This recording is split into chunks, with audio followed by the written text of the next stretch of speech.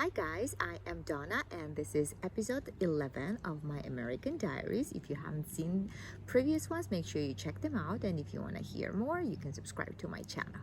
So in the previous episode, I told you about our first date. So I also told you that my visa was expiring in August, so I had to leave in August.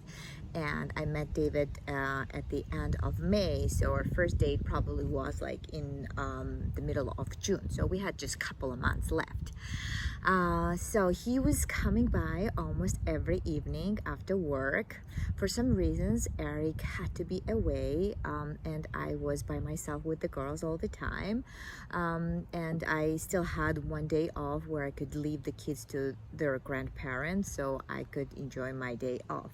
And David took me to different places in the city, and we went to Metropolitan Museum of Art, which was my favorite place of all times because I discovered the Impressionist room there, which was packed with my favorite artists, and I could just live there. It was amazing. It was so emotional to see my favorite artists in original that I was standing in front of the paintings and just tears were coming down naturally.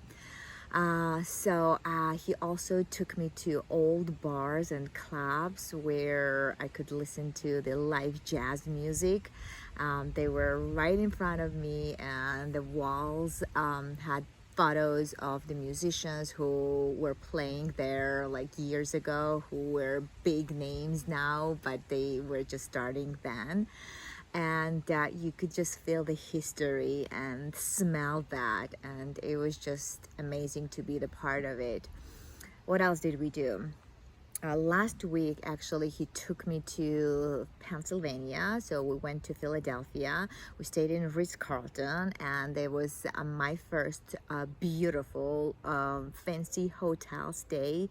So I remember like coming out from there, I'm like, oh my God, am I in dreams or something? It just felt so surreal.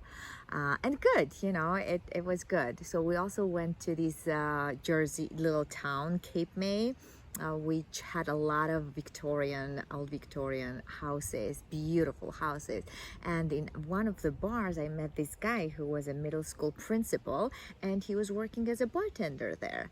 And that was such an unbelievable thing for me and for my culture, because I could not imagine my school teacher or even my principal working as a bartender or waitress during the summer months, which is fine. It was great. I thought that was amazing, but it's just like different mindset and different attitude, so which was amazing for me.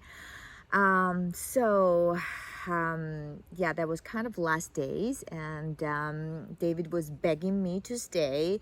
He took me to the airport. He dragged my 100-pound bags there, and he was pretty much crying all the way there. But I could not stay. It was my birthday on August 17. I left my favorite country, and I actually had no idea if I would ever come back.